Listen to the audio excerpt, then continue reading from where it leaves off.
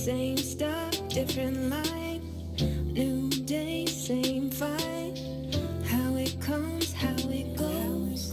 One's on top, one's that know. But they forgot, they forgot, they forgot. And you bury a seed, it grows.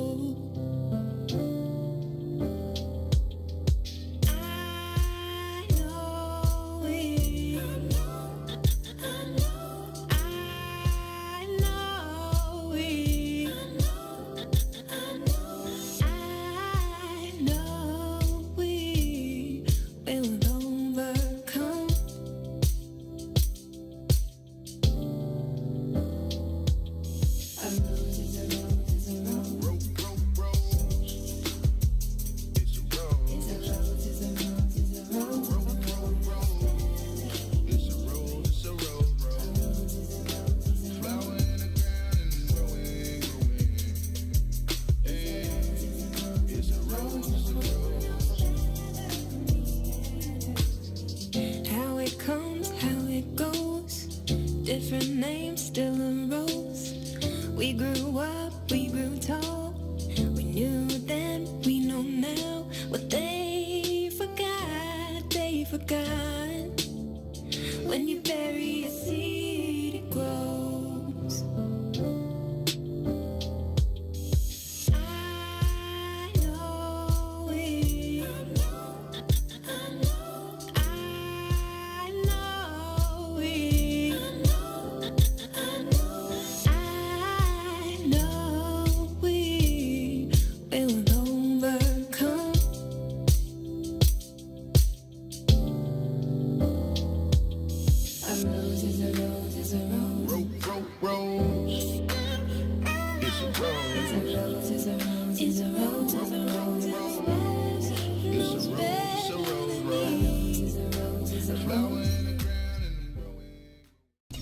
You're listening to I Said What I Said with Toussaint Werner and Herb Howard.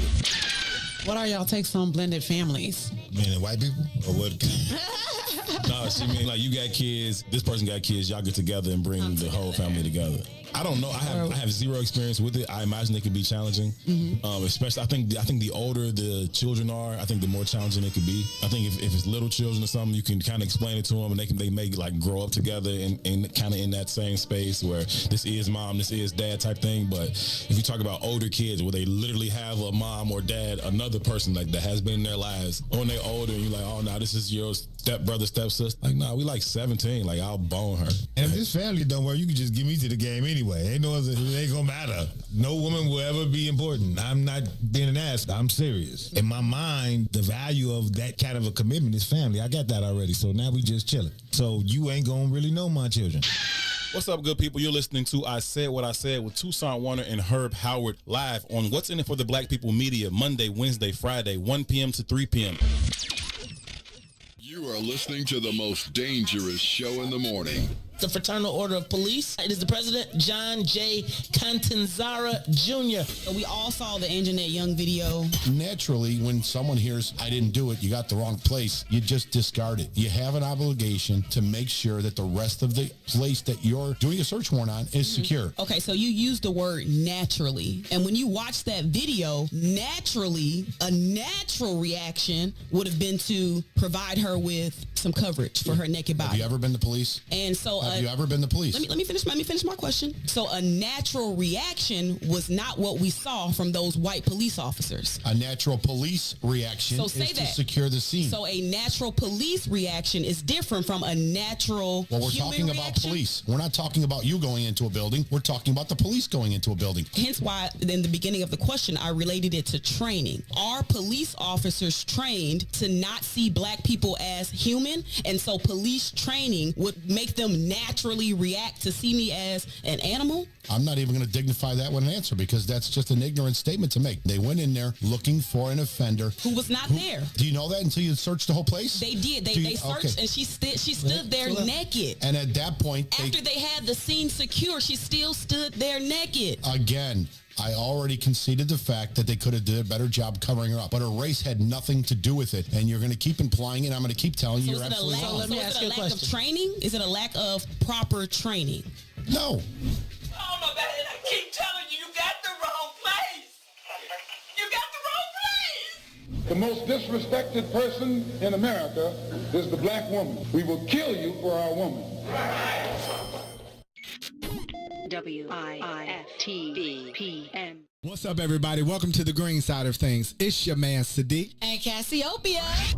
Motivated by the days, the sandwiches of spam. Grilled cheese won't stop me from grilling those who are stealing the peace and safety of the community because they releasing death and destruction on the community. A community where the people look like me and them. A place where mama and them stay. Not too far from where their children stay. You right. I want a peaceful neighborhood, and I'm not moving to the suburbs to have a peaceful neighborhood. Do we really have to take this, acting like we don't recognize this, still cooperate with this? You know what? The hell with this. Ram me behind a mic that's shaped like a middle finger, pointing straight up with my middle finger to any poor politician, dealer of death, crooked cop, or lazy parent. It's apparent to create change, you have to have a work ethic that make it seem like you lost your brain, standing out like the Willis Tower. It's a brother that represents dedication, discipline, and dream reaching, accompanied by a voice called power. Who rhyming harder than a rebel with the pen? Representing the city of point guards is an extra large MC who rhymes always on point, always rhyming with a point behind the flow. One of my students said the rhyme so hard we should stop calling it flow. Let me tell you something else before I go. I was born to stand tall. I was born in Chicago. That is Brother William Morris. Appreciate you, brother. Much love. Chicago, homegrown.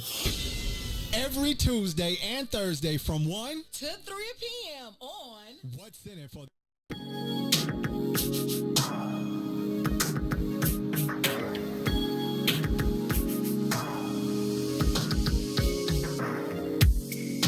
I can see it in your eyes. You've been hurt way too many times, baby. And if I'm being honest, yeah, tell girl that you want this, yeah, but I can only wait for so long, girl.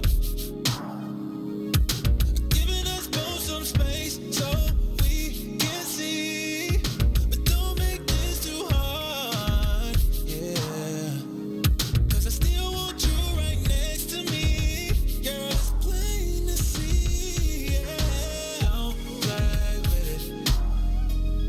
Baby, life's too short, gotta make a decision, yeah. It's time to make up your mind, girl. You gotta make up your mind, girl. You don't have to say a word, writing's all over your face, yeah. You don't have to hurt no more, just give me your love.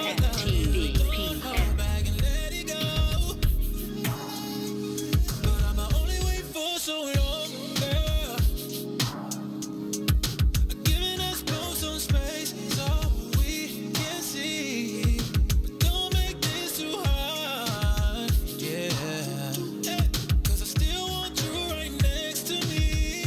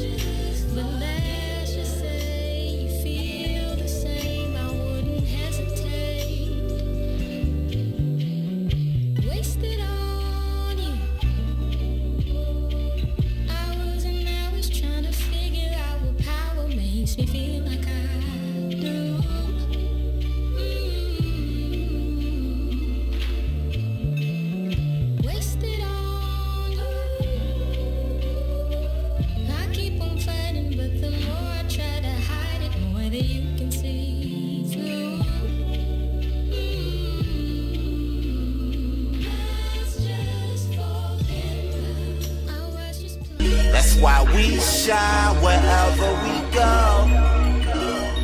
We shine wherever we go. We shine wherever we go. We shine wherever we go. Lord, Lord. Welcome to the mind of a pothead. On my head, see a young nigga got dressed. We don't give a fuck what the cop said. I'm living a legacy. So even when I die, I am not dead. Nigga, I am not dead. Fuck with me. That's about one of the nicest things you've ever said. Yeah, that's exactly what I'm saying.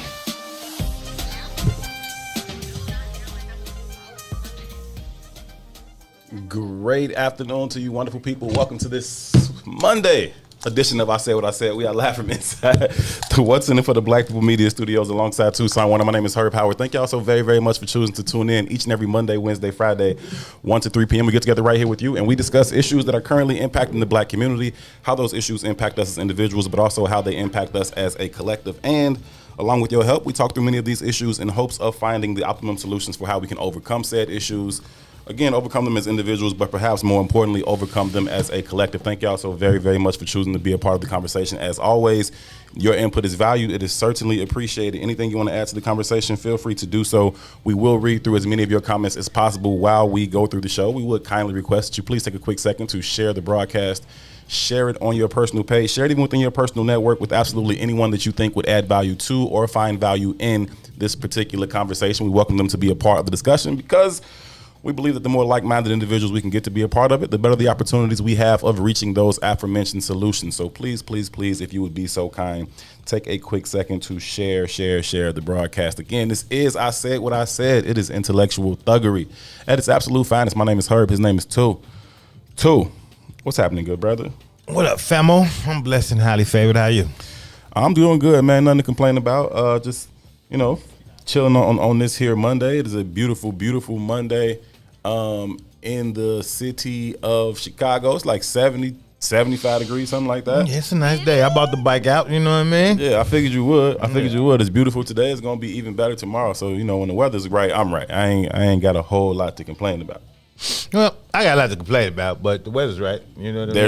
There's that. You know what I mean? A silver lining. Yeah, I guess so. You know what I mean? I guess so, man. The weather's right, but black people are in turmoil, man, and I'm just, I guess it's just carryover from Wednesday, man. It's just getting more and more depressing to me. Yeah, no, that's real. And I'm just trying to figure out what's our next move as a collective. Like, are we going to move as a collective, or are we not?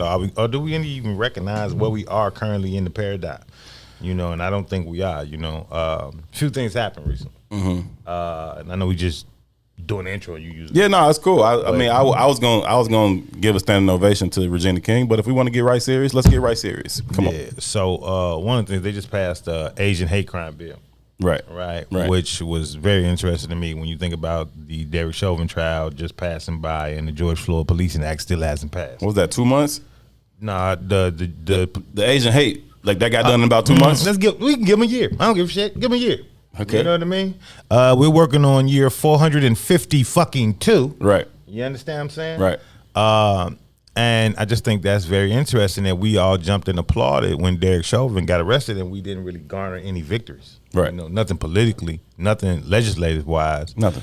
So I think that's very interesting, specifically when we voted for Kamala Harris, i.e. the black vice president, and Joe Biden as the representation of the savior for the black community. This is his 100th day in office as well, or at least what are they supposed to do for the anniversary of it. Don't they make all these promises about their first 100 days? Yeah, for his first 100 days, he's done nothing for us specifically. He signed a specific bill for the Asian hate crimes, what we just talked about. He also, for day one, he signed the transgender bill. Right. So this just kind of brings us back to the conversation of, you can't do nothing specific for one group of people, and that's bullshit. They do it all the time. That's bullshit. So I want all you Negroes to stop saying that dumb shit, because we see that that's not real. We just not included in the conversation. What do we do? What do we do to be included in the conversation? What do we seek? Every year around this time, every year on this particular Monday, I'd be like, here y'all fucking go again. We up in arms about, we got snubbed at the Oscars. Fuck the Oscars, fam. Like, the real issue is why we seek their validation so much. Every year I'm on the same Oscars, Grammys. Every time it's the same shit. Oh, we got snubbed. Who didn't win this? Who didn't win that? That ain't your shit. Okay, that's white people evaluating their shit. Why you seek their validation and get so upset about it every single year? Why you turned that TV on yesterday expecting something different to happen? Like, I don't get it. Right? We have to. Before we can even begin to kind of eradicate some of these issues, we got to understand what they are and what they and where they begin.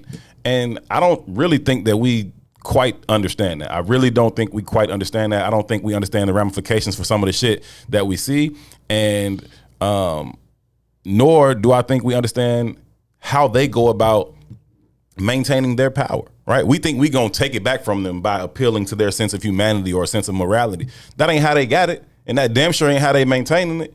Ain't nothing moral about how they set up these education systems. Ain't nothing moral about this healthcare system, this justice system, this financial arena. There's no morality in any of these industries.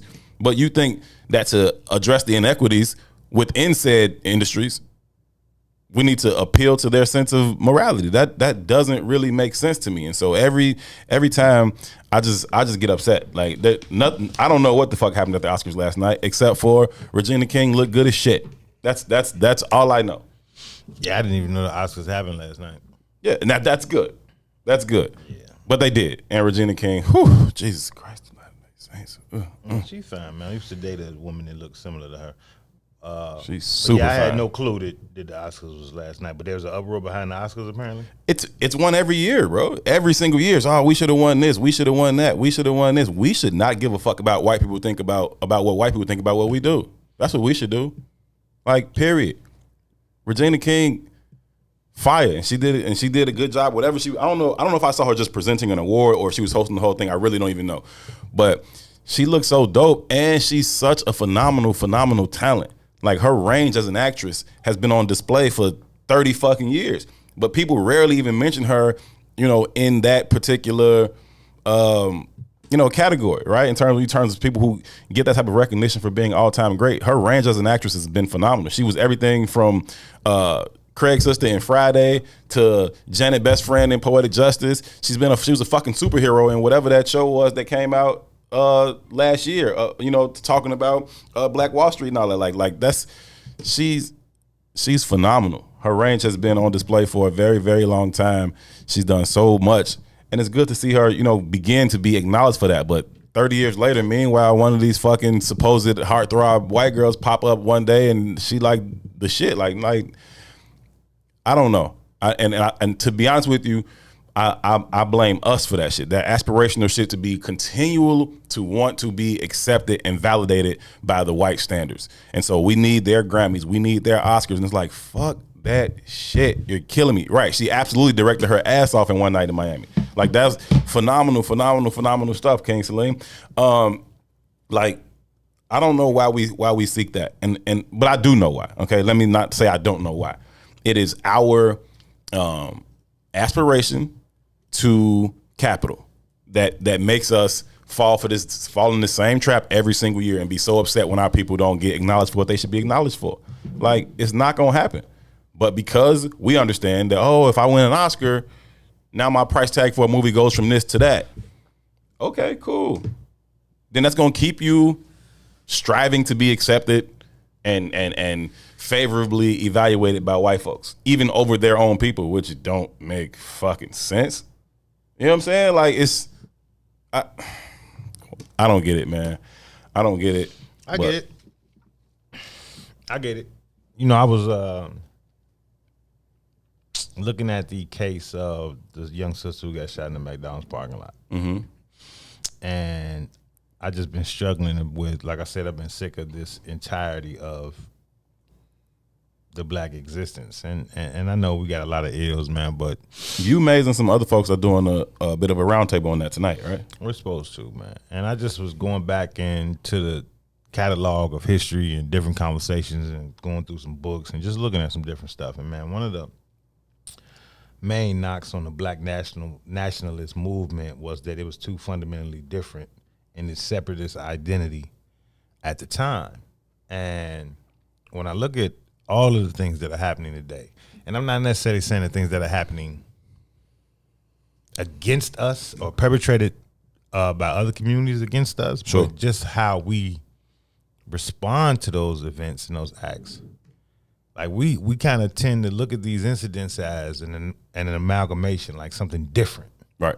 You know, but this is the norm. What I look at it at what I tend to think of it is it's the culmination of our full assimilation.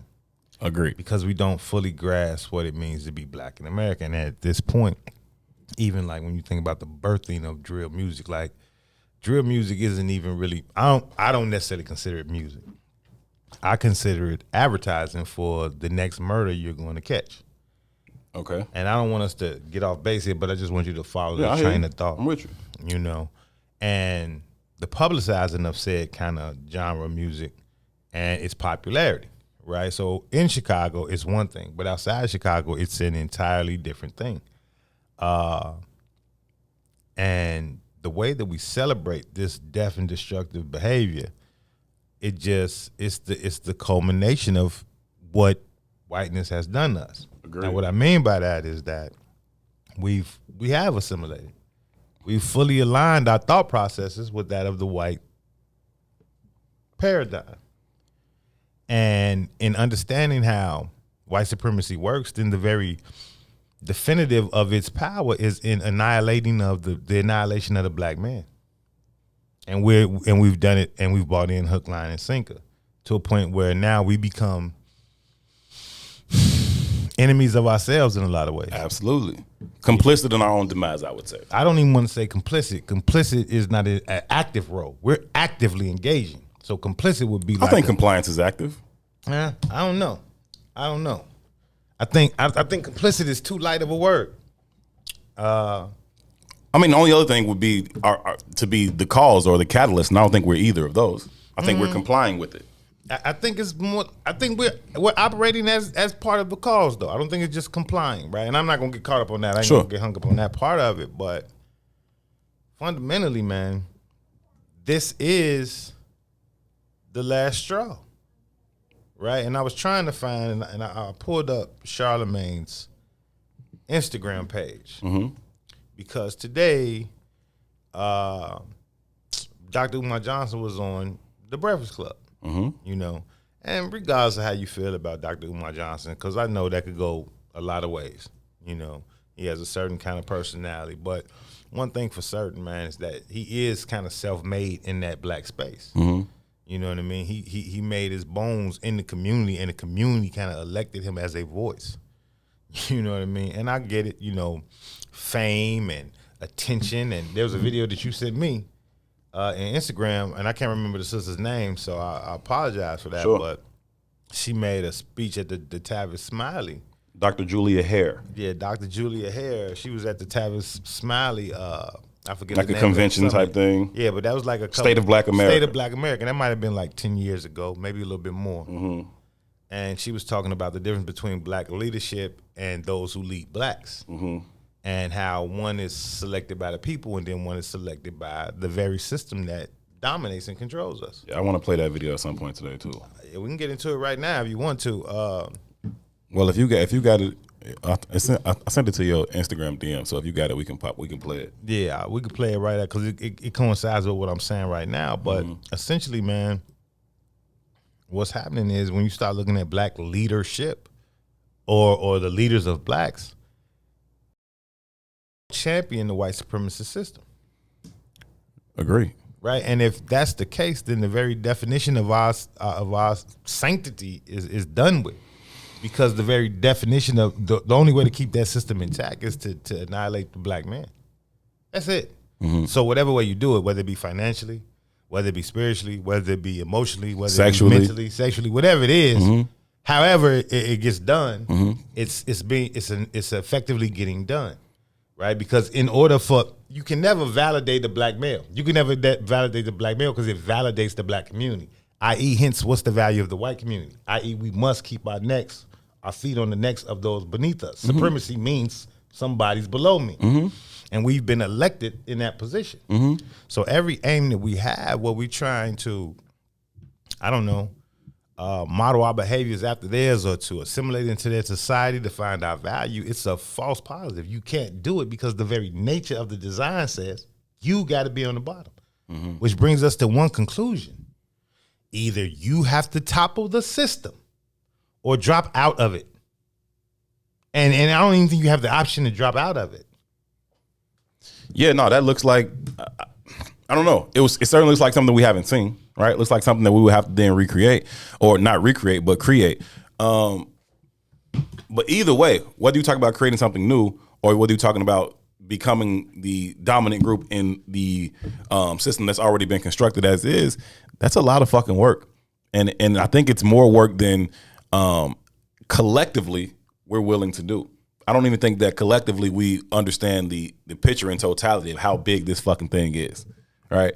And I think that even if you do take a step back and understand how large this thing is, then it becomes such a daunting task. Like, nah, fuck it. I'll just continue to find my little piece of happiness or my little piece of comfort within all of this dysfunction.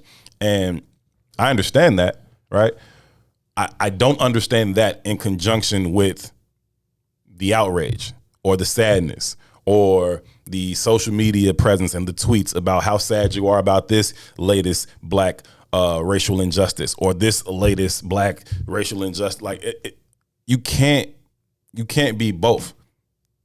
Like, and you know, our time of like not really fucking knowing the shit and not understanding it, we can't really use that as an excuse no more, right? Like, you have the ability to learn the shit. You have the ability to know what the fuck is going on out here. And if we just choose not to, fine, you choose not to. But understand when you make that choice, a lot of other shit comes along with that. You don't get to choose not to be a part of the solution and be like, oh, I can't believe this is happening. You should believe it's happening, right? You complicit in it happening. And let me read some of these comments, G. Go ahead. So these are responses from Dr. Umar being on the Breakfast Club, specifically talking about President Biden. That works. That should be his new name. It was a brain fart, but it works. That works. A Freudian it's the slip. Same stuff. It works. Right? So one comment says, the man only been in office 5 months. Y'all think he Martin Luther Biden? Sheesh. No, we think he's a fucking racist white supremacist. That's what we think. That has 1,700 likes under that comment. Okay, the next one says, why does everybody always want someone else to do something for them that they're not doing for themselves? No president will ever be your savior. That comment has 1,213 But they likes. will be your oppressor. So the next one says, first of all, Joe Biden doesn't have to do anything for me. I make my own destiny and I work hard for everything I have. I voted for him just like everybody else who wanted to get Trump out of there. And that was the most important thing. So for me, no, he or anybody else for that matter, he already did his job, and I'm getting Trump out. He already did his job. This has another 1,700 likes. You give a man a 4-year contract to do a job, and then the first 100 days of him doing nothing, you say he already did his job? He's been successful. Well, I'll be damned. Right? If you was waiting on the CTA on 63rd Street and the bus driver didn't show up on his ride on time, would that be okay with you? No. No. Politics is the only realm of our society where we accept less than we expect. Yeah, but see, we don't understand. We hired this guy. We did this. Us specifically. I know. You know what I mean? Us specifically. And I'm giving them a year. I'm giving a year because it's not been a year. But within a year, he specifically signed an executive order for the Asian community. And I'm not doodling on the Asian community. Salute to you. Yeah, fuck that. Right? Within a day, within 24 hours, he signed a specific executive agreement for the transgender community. Not duking on the transgender community. That was 24 hours. That's a year for the Asians. I don't even think it's a year, but I'm giving them a year. It was us, black people, specifically, who elected that man. And we're not only getting nothing, we're validating the nothingness. Yeah.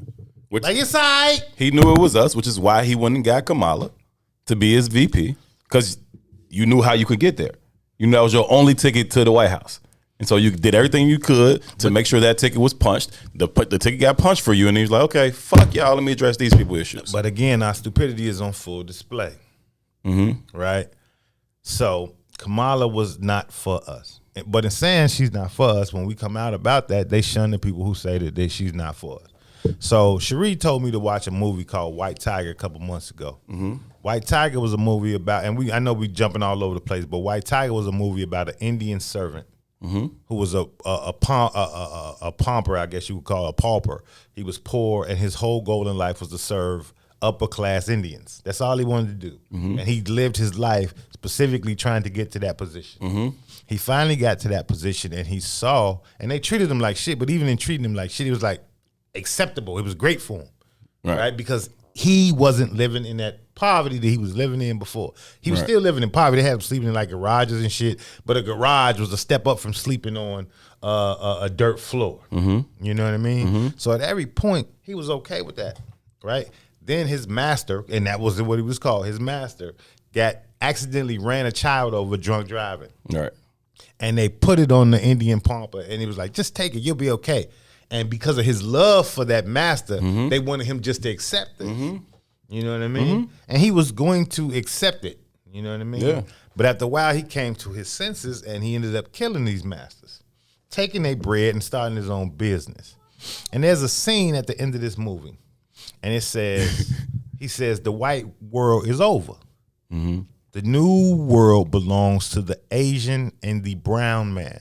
Talking about the Chinese, I don't want to say, let's say the Chinese. I'll say the Chinese because that's kind of in reflection to what the movie was talking about, and the Indians, right? We are the new power source.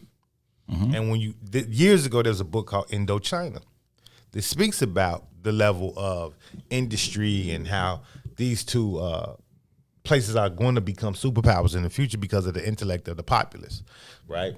When you start thinking about IT, who runs that community? It's the Asians and the Indians. When you think about the way of the world, who we going toward a digital space. So who's going to have that power because they have that information? You know what I mean? It just is what it is. So when you think about Kamala's election, is that really a black move? Or is that really an ode to India? Or is that really an ode to India? Because we need them. Because China don't give a fuck about nothing that America say. They gonna move how they want to move. Right. So when you start thinking about allies and building alliances, if my vice president is the first Indian American vice president, it opens up the doors for relationships with India in different kind of ways. Sure, but I think if anything, that's a secondary or tertiary motive for them. Right. I think their first and most important objective was to get into the Oval. Sure. And their most direct path to the Oval was through the black vote. Sure. And so if it wasn't Kamala, it was going to be Stacey Abrams or Keisha Bottoms or somebody. Sure. They had to get a black woman on that ticket. But if I could double whammy you, I'm going to double whammy you. Sure. Right? Sure. She checked more boxes than them. That's why she was first. Yeah. So it's a very interesting construct that we're walking into, and it's essentially rendering us extremely powerless. Yeah. I mean, but they're manipulating or playing on our ignorance and our tendency to be blindly loyal to a party that ain't never done shit for us. It really blows my mind. I was doing a show on radio Saturday, and caller calls in, and we're talking about something else, right? And the caller calls in, and he mentions to me, he brings up the fact that I've been a staunch supporter of the Republican Party, and I'm always saying these glowing things about the Republican Party. And I said, wait a minute. When the fuck have you ever heard me say that? I didn't say that because I was on the radio. I couldn't curse at him. But I was like, when have you ever heard me say that? He's like, well, I can remember you were saying, that you were glad that Trump was in office, and you said all these glowing things about him. I said, okay, listen, you're mincing up everything I've ever said, right? True enough, I'm on record, and I've never backed off of it. Ever since he started campaigning for president in late 2015, that I hope he became the president. Like, I wanted Bernie Sanders to be the president. Once that wasn't the real thing, I damn sure voted for Donald Trump. And I said it then, and I've said it every time it's ever come up since. That man was uniquely qualified to bring this system crashing down to its fucking knees. His ignorance, his arrogance, his overall incompetency was going to create an opportunity for us to then step into the space and claim some power. Did we do the work? Did we prepare ourselves to be able to do it? Probably not, right? But I knew he would create the opportunity. And sure enough, right as this motherfucker leaving out, motherfuckers is running into the Capitol. Like, I knew he would create an opportunity for that shit. And that's all I've ever fucking said. I ain't never said shit positive or glowing about him or the Republican Party, nor the Democratic Party, or none of them. Ain't none of them done shit for me. 46 of them ain't done a motherfucking thing for me. I don't know. I don't know if I agree with that though, Herb. Agree with what? If Trump really did his job. And from the perspective of what you say his job was. He was on his way, man. He was on his way. I don't know. I think the game is very afoot, right? I think that we was too scared to see it through. I'm scared. We got to get him out. We got to get him out. For what? What's happening to you that hasn't been happening to you for the last 400 something? Like, what's happening to you now that's so much worse than what's been happening to black people here? I think that we were so scared that you know how we played on our fear. Colloquialism is chess, not checkers. Exactly, it is chess, right? And power is not afraid of nothing but equal greater power. Force. That's it, right? And Trump, in my mind at least, in my mind, there's no way plausible that he ever gets elected to president unless the power wanted him to be elected to president, right? And I think that this is a play on the ignorance of the populace. And I'm not just saying our ignorance as black people, but the American populace is a very ignorant populace. We're a very rudimentary people, right? We tune in to Instagram and then we talk about we don't watch the news because it's just bad news. You're a fucking idiot. It is what it is, right? And I know people feel some kind of way about that, but I don't care. Right? We don't read books. I read a study not too long ago that said after 18 years old, like 90% of Americans never pick up a book again. And they only say 18 because that's high school. Right? So you're not growing at all. I've made the analogy a long time ago that, the 13, 14-year-old kids getting out the car playing Cardi B, and so is the 40-year-old mama. And it's no different with the male populace. We're listening and tuned into the same frequency. The vibration is very low.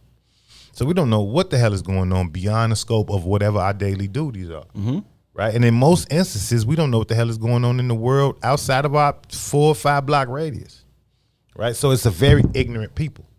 So you can play on ignorant people with emotional moves. Yeah. So you can look at Trump and his words and the verbiage that he uses, and he's going to incite one crowd and empower another. And that becomes the topic of conversation instead of the legitimacy of legislation.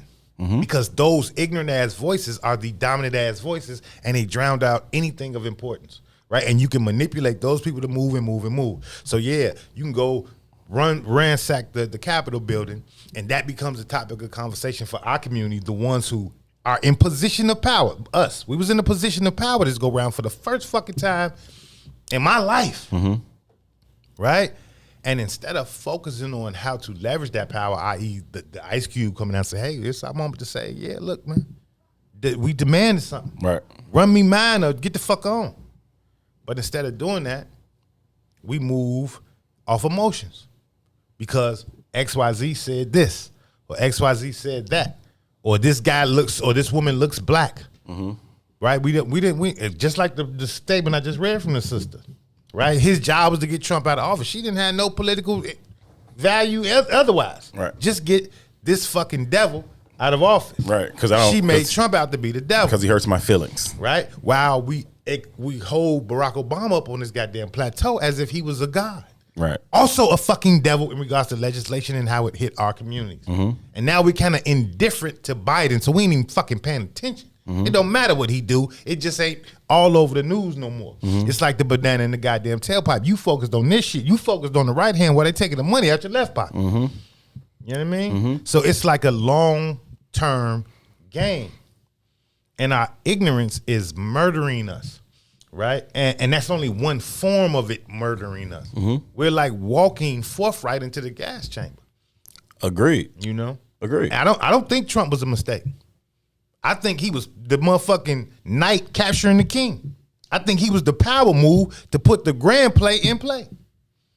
I think maybe Obama was the bishop to set up the king, and then Trump comes in as the knight and dominates the checkmate. That's what I really think is happening here.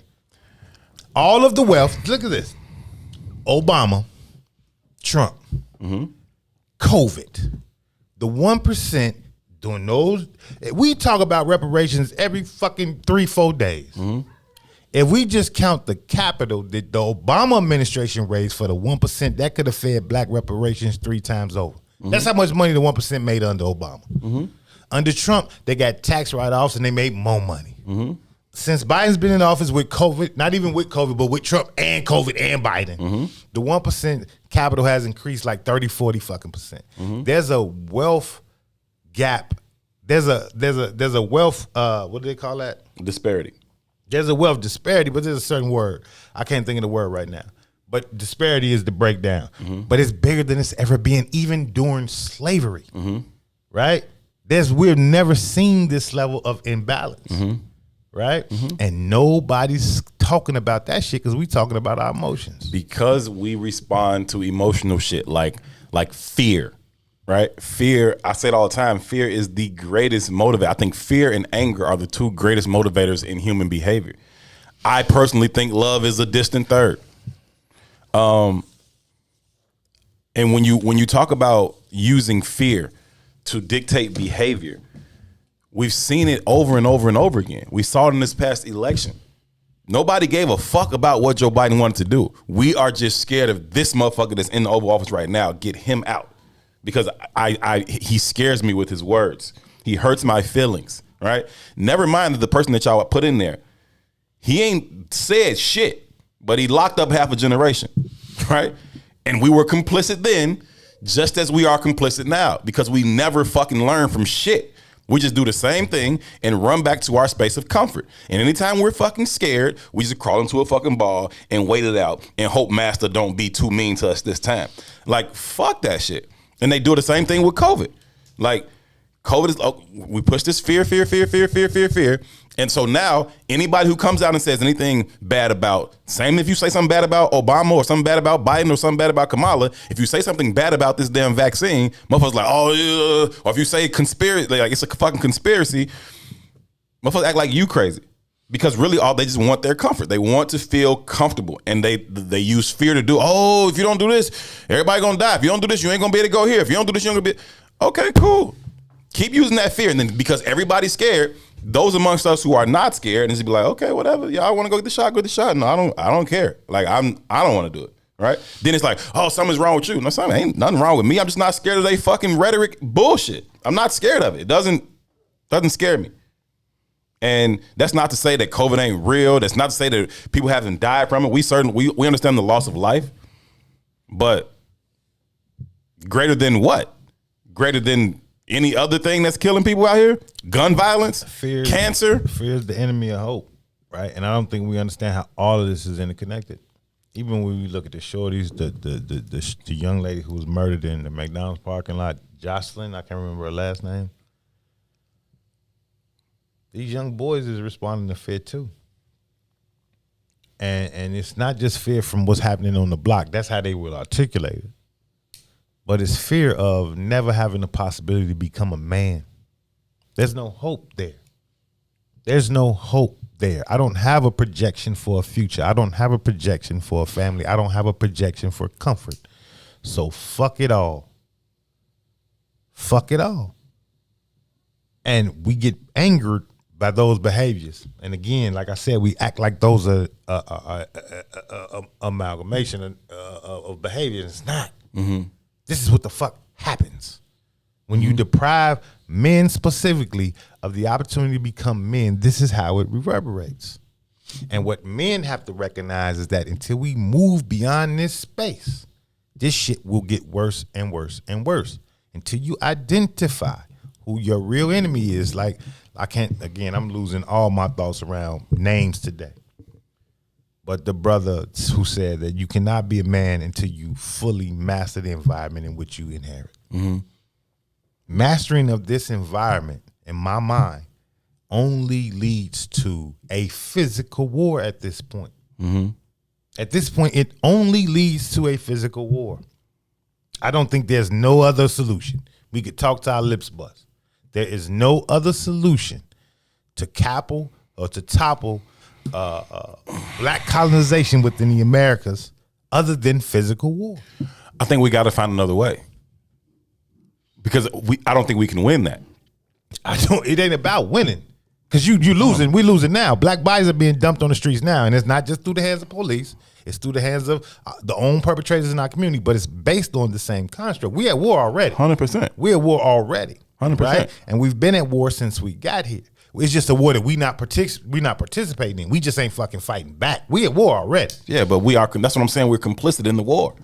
Right? Because we are so aspirational in trying to get to their sense of capital, and we want to be successful by their standard, right?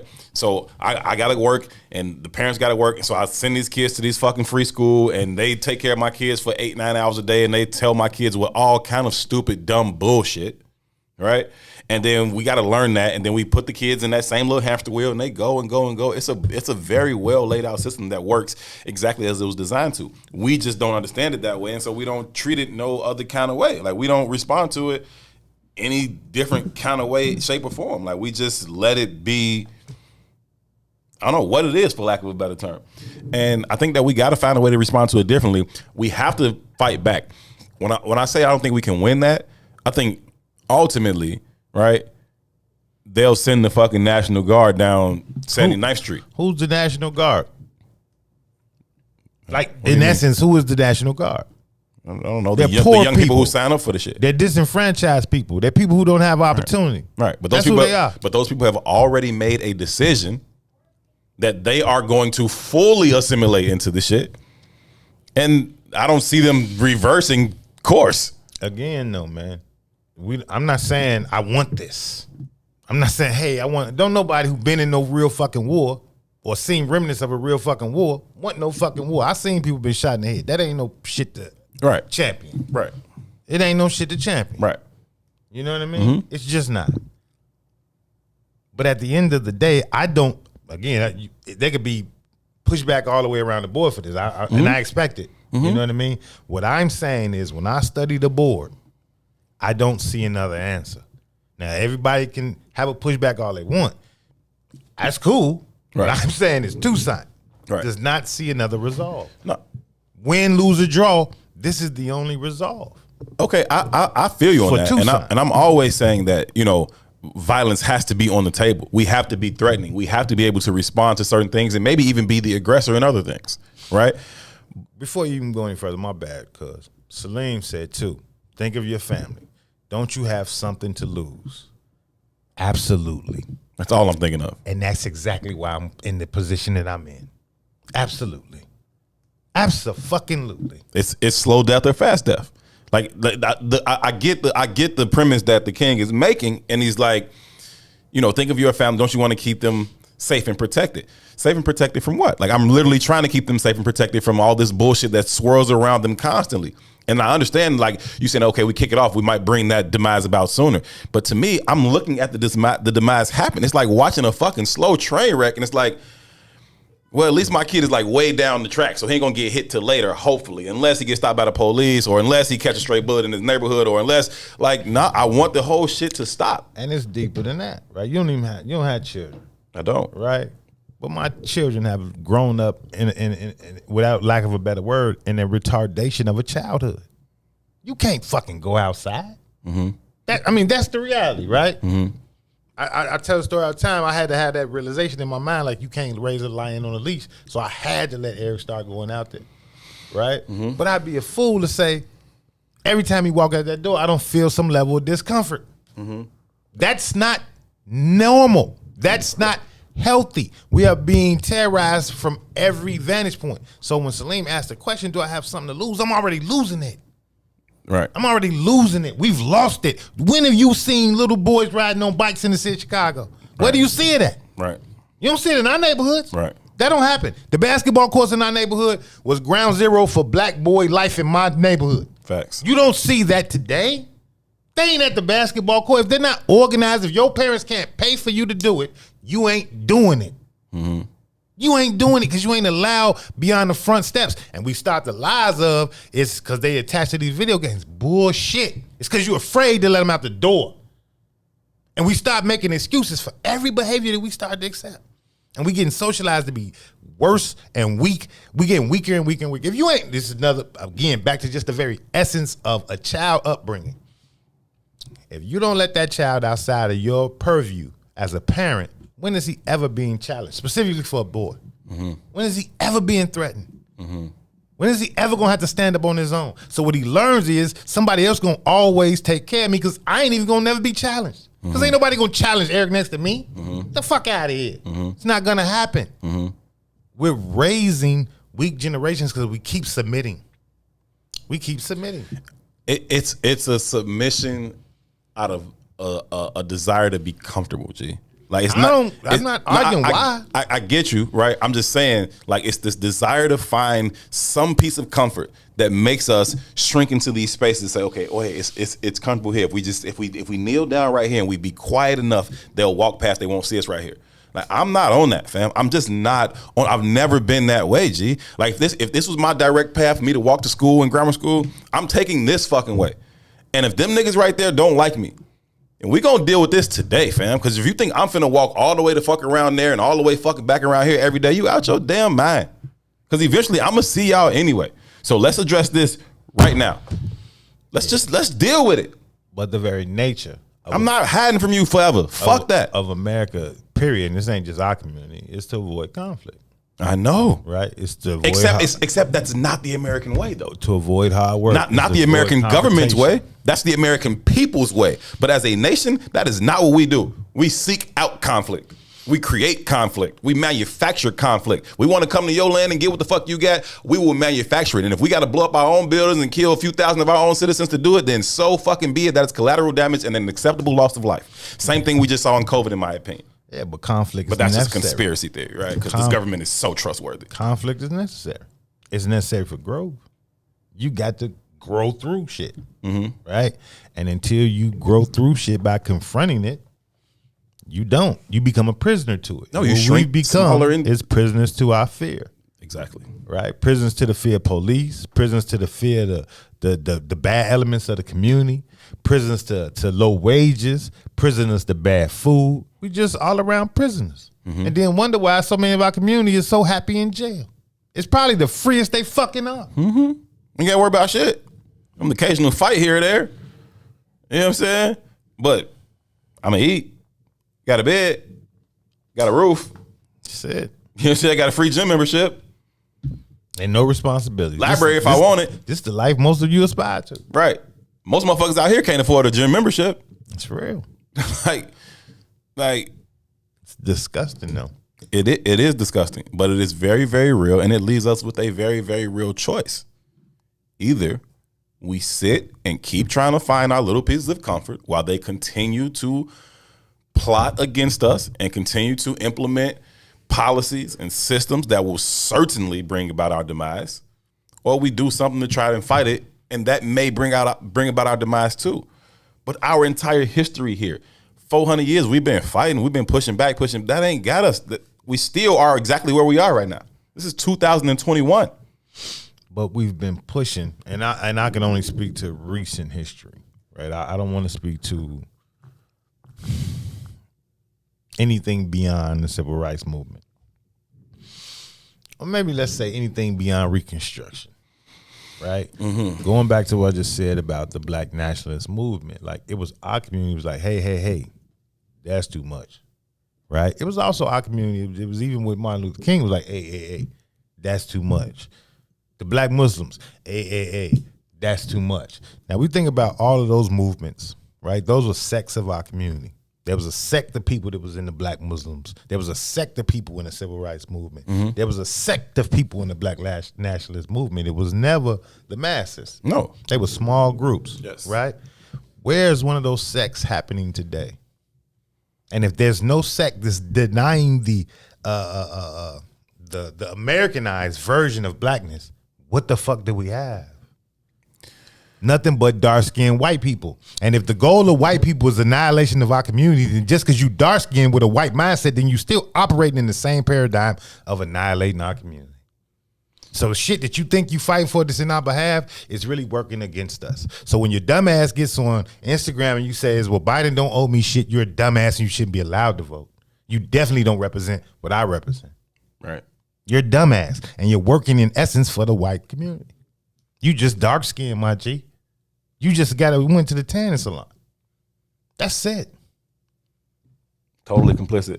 Before we take a break, Salim says, it's submission to ensure survival. Remember, we've been totally encased in a white supremacist paradigm for our entire existence, totally vulnerable to genocidal intentions. After slavery, we had no utility for white Americans, so our survival and our actual increase in population is a miracle. Please praise our ancestors for that miracle. Our ancestors deserve all of the praise, honor, and respect that we could possibly muster up. Any other group of people would have been perished from here. We come from the strongest people to ever walk the face of this earth. To survive what our ancestors survived, and for the very fact that we are sitting here is proof positive and an absolute testament to those that came before us. All honor and respect to them. I am merely saying that none of their efforts, none of our efforts, or no efforts before then or since then has led to a positive change for us. Not in actuality, not statistically, not in day-to-day life. Now, do you walk down the street and see people hanging from trees? No, you walk down the street, people see get choked to death by the police. You see a 80% black population in the prison. Like that's nothing that we've tried already. Strength is one thing. Strength is one thing. Can't deny strength. Mm-hmm. Courage is another. Courage is another. I don't think they like courage. Let's talk about that on the other side of the break. This is I Said What I Said, Herb and 2 for another hour. We'll be right back. The Chicago Legal Network is the collaboration of attorneys that concentrate in many areas of the law most needed in Chicago neighborhoods. The CLN lawyers focus on personal injury, criminal defense, and other issues. The CLN lawyers all average over 20 years of legal experience and are dedicated to helping the Chicago community. The Chicago Legal Network is committed to developing black lawyers through mentorship and co-representation. So if you were injured in a car accident, slip and fall, or injured on the job, or you need assistance with criminal defense, including driving violations and DUI, check out ChicagoLegalNetwork.com for more information or call 773-912-3545. 773-912-3545. You are listening to the most dangerous show in the morning. The Fraternal Order of Police. It is the president, John J. Catanzara Jr. So we all saw the Anjanette Young video. Naturally, when someone hears, I didn't do it, you got the wrong place, you just discard it. You have an obligation to make sure that the rest of the place that you're doing a search warrant on is secure. Okay, so you used the word naturally. And when you watch that video, naturally, a natural reaction would have been to provide her with some coverage for her naked body. Have you ever been to police? And so have you ever been to police? Let me finish my question. So a natural reaction was not what we saw from those white police officers. A natural police reaction is to secure the scene. So a natural police reaction is different from a natural Well, we're human talking reaction. about police. We're not talking about you going into a building. We're talking about the police going into a building. Hence why in the beginning of the question, I related it to training. Are police officers trained to not see black people as human? And so police training would make them naturally react to see me as an animal? I'm not even going to dignify that with an answer because that's just an ignorant statement to make. They went in there looking for an offender who was not there. Do you know that until you searched the whole place? They did. They searched, and she stood there naked. And at that point, after they had the scene secure, she still stood there naked. Again, I already conceded the fact that they could have did a better job covering her up, but her race had nothing to do with it, and you're going to keep implying it. I'm going to keep telling you you're absolutely wrong. Let me ask you a question. Of training? Is it a lack of proper training? No. Oh my God! And I keep telling you, you got the wrong place. You got the wrong place. The most disrespected person in America is the black woman. We will kill you for our woman.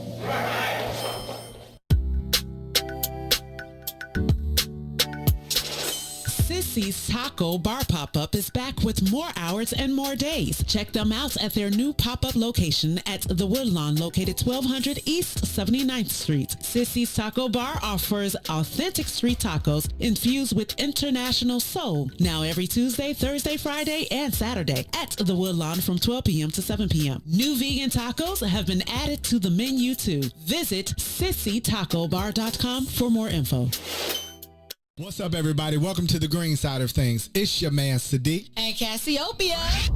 Motivated by the days, the sandwiches of spam. Grilled cheese won't stop me from grilling. those who are stealing the peace and safety of the community because they releasing death and destruction on the community. A community where the people look like me and them. A place where mama and them stay. Not too far from where their children stay. You right. I want a peaceful neighborhood, and I'm not moving to the suburbs to have a peaceful neighborhood. Do we really have to take this, acting like we don't recognize this, still cooperate with this? You know what? The hell with this. Ram me behind a mic that's shaped like a middle finger, pointing straight up with my middle finger to any poor politician, dealer, deaf, crooked cop, or lazy parent. It's apparent to create change, you have to have a work ethic that make it seem like you lost your brain, standing out like the Willis Tower. It's a brother that represents dedication, discipline, and dream reaching, accompanied by a voice called power.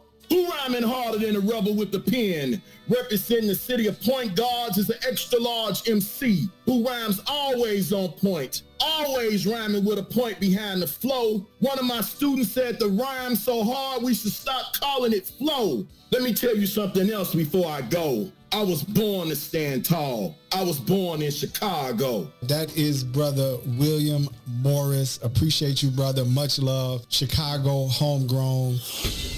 Every Tuesday and Thursday from 1 to 3 p.m. on What's in It for the Black People Media. WIFTV PM.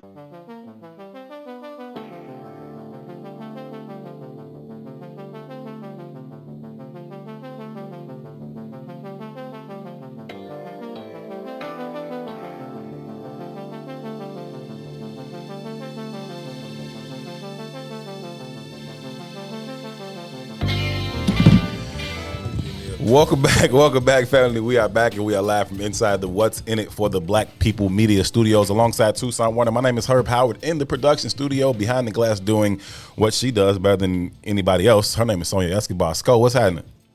Good afternoon. I know you probably don't even know what time it is. You got that one little window in there. You've been there since 5 o'clock this morning. I hear it's nice outside. It is beautiful. It is beautiful. I almost, said, well, we could do this show tomorrow, but then it's going to be like 85 tomorrow too, and so they would have just kept getting bumped back. So let me go ahead and come on up in here. But you good though? Mm-hmm. Always good to see you on a Monday, ma'am. Yep, y'all started Monday off like this, okay? Yeah, did you see Regina King in her dress? I forgot about the Oscar. Yeah, I mean, you should. There's nothing to remember, but maybe you had seen like a picture or something like that. Jesus. But that dress, that blue dress. Yes, that's what I'm talking about. Oh, beautiful. Yeah, she's. Oh my gosh. Anyhow, got into a conversation last hour, just talking about the state of Black America, if you will, and what that looks like for us and what our prospects are for overcoming any of these things. And more importantly, what does it look like in terms of us responding to it? Do we kind of, in my estimation, right, shrink and kind of, cower into places of comfort in the midst of all of this dysfunction? Or do we kind of rise up and say, okay, enough is enough. Either beat my ass or I'm beating yours. But you're not finna just keep fucking like creating these systems that are bringing about my demise anyway, right? And so that's kind of the conversation that we're having right now. We appreciate y'all's perspective as always. They are valued. They are certainly appreciated. Please continue to offer them. We'll read through as many of them as possible as we go through. We alluded to a video from there's a video of Dr. Julia Hare speaking at the State of Black America, which Tavis Smiley used to put together. This video, like you said, too, is at least 10 years old. I would probably estimate even more than that. But what she said resonated then, and it continues to resonate now. So, Sko, if you got it, we can go ahead and play that, too.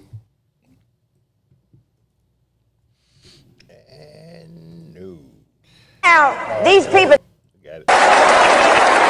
Because see, right now, these people that you're calling black leaders are not what they used to be with Marcus Garvey's day. They're not what they used to be back in the days of W.E.B. Du Bois or Martin Luther King. Those were the people that got us together and planted a strategy, and we're not looking for fame. But today's black leaders, I'm afraid, have become leading blacks. And don't ever confuse leading blacks with black leaders.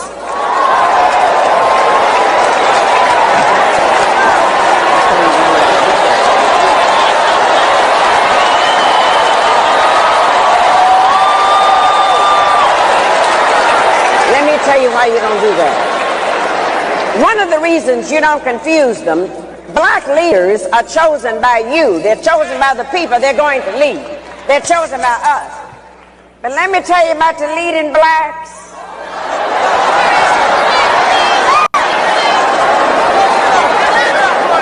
The leading blacks are chosen by the media.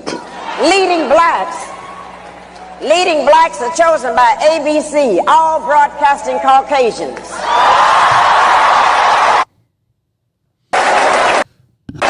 Because see, right now, those are facts too. That's pretty much. It's pretty much what it is, right? The leading blacks, those black people who are, perched up in positions to be able to become figures of leadership, right, are not people who, one, have been chosen by us, right? They've been given to us. And furthermore, they don't really have our best interest in mind as a collective, right? You doing your thing, you running your rat race within this white system of American capital. Go do your shit, fam. Get the fuck out of our way. But that was what? I don't know. 10, 15 years ago, maybe? Because they got rid of Tavis when Obama became the president. That might be 20 years old. So, yeah. As soon as Obama became the president, Tavis was no more. So that had to be at least 15 years ago. You just put that on his jacket, too? I'm going to put it on his jacket. Okay, cool. As soon as Obama became president, they got rid of Tavis. They tried to get rid of Cornel West. Mm-hmm. So for that to be real, that had to be at least 15 years Because ago. we have just given, this is what she just said, G. Yeah. We've just given you your black leader. I'm just showing you how effective it is. So no Tavis Smiley, no Cornel West. We just gave you to do. It's him. It's him. This your guy. This is your guy. Go. Don't ask me no more questions. Go put a picture of him up in your house like he's Jesus. Everybody.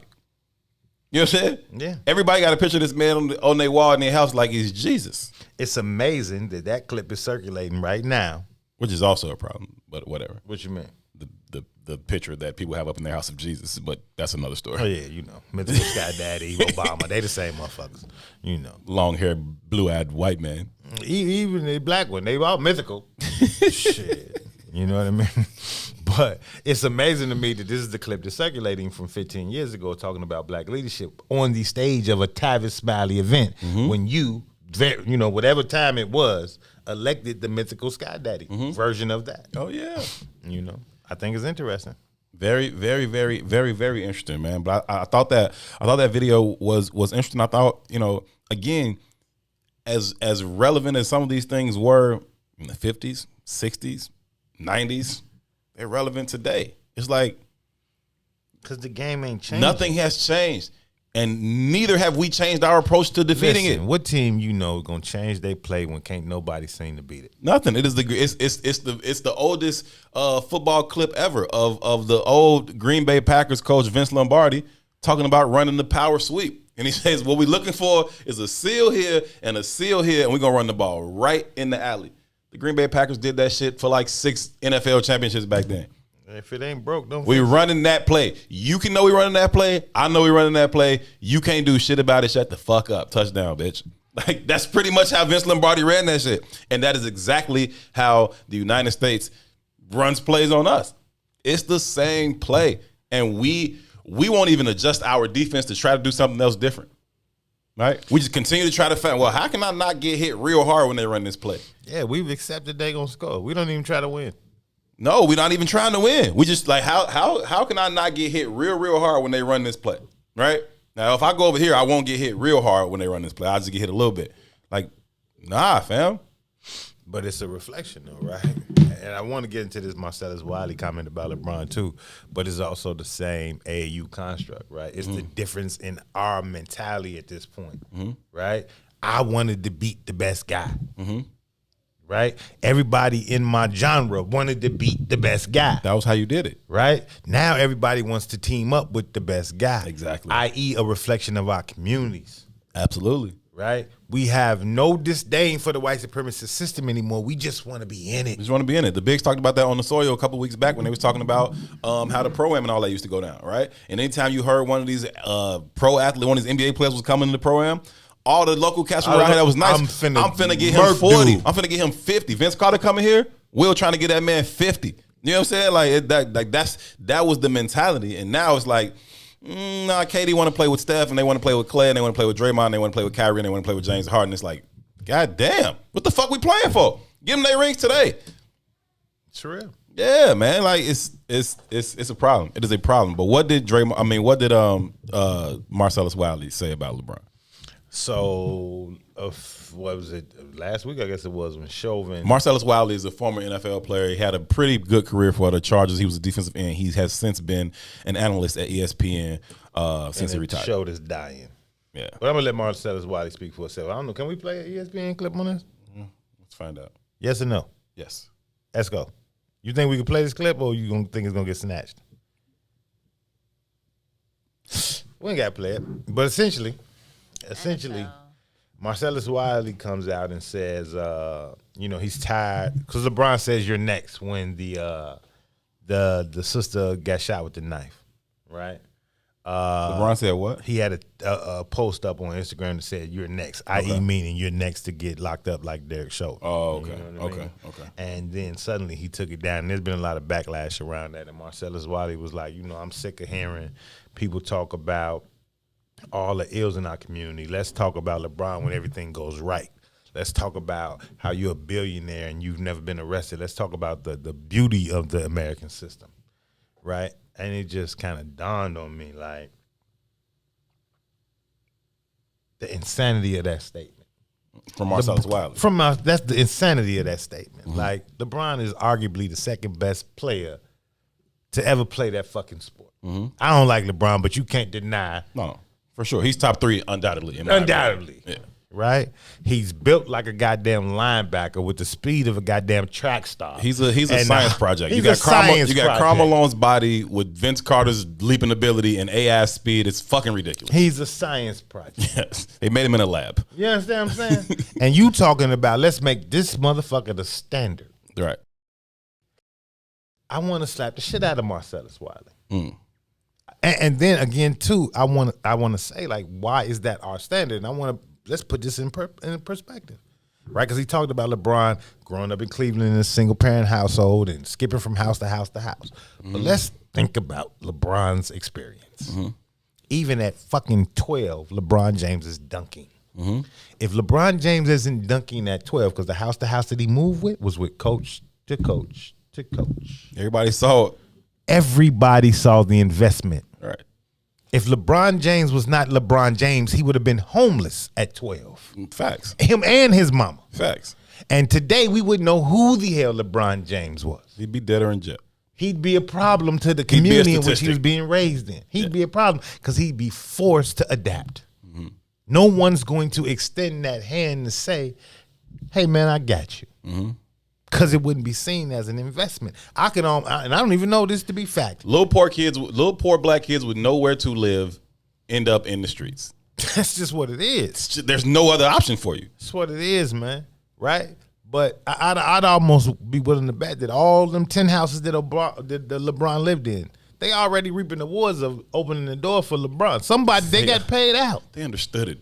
Yeah, it was an investment. From go, they understood it. It was an investment. I've seen it. Gloria reaped the benefits of LeBron being her son. It was an investment. I seen that growing up for a long time. My brother was an elite basketball player, and so were all his friends. Right. Yeah. So you get different opportunities. I saw what that looked like. I know what some of these guys play. I mean, I know where some of these guys lived. I know what their home situations were like, and I saw firsthand some of the people who tried to reach out and say, "Oh, I'm going to save you from this." But I know it's coming on the back end too. So when Eddie Curry becomes the number 1 pick, right, in Chicago, he busting down, and I've known Eddie for a long time. Him and my brother on the same AAU team, same class, and all that shit. Like, I know what that looked like for him immediately. Oh yeah, you know what I'm saying? Let me run this over here. Let me tell you something, man. Eric played football, Pee Wee League football. I forget the name of the league, but it's the popular league. Mm-hmm. There were kids in that league that were getting their whole families relocated to Naperville by the time they was 11, 12. Mm-hmm. Right? Let's go back to LeBron because Eric excels at basketball. So he's played with a bunch of kids that's played on LeBron's family's teams. When Bronny was playing AAU before he got to Sierra Canyon, they were relocating whole families to Ohio to play AAU with Bronny. Right. You understand me? Right. And those were investments in LeBron's kids. Those wasn't about them kids. Right. You understand? You're good enough to make my kid look good. Proximity, G. Right? Yes. Proximity to greatness, right? Some of them kids was way better than Bronny. But if I want to keep the cameras on Bronny, you got to come play with Bronny. Same thing that's happening at Sierra Canyon today. Bronny is not what they make Bronny out to be. There's a kid on Sierra Canyon's team from Chicago who's a demon. He don't get Bronny press, but Sierra Canyon don't win the games without this kid. You understand what I'm saying? It's a investment. It's a game. But it's a game that we all are chasing. And then here's Marcellus Wiley validating the black experience based on one science project of a man. One extreme outlier. One extreme outlier. Man, fuck Marcellus Wiley. Yeah, but Marcellus Wiley is also a fucking outlier. Absolutely. But again, but he ain't but even to the point of the though. video that the sister just had. Right.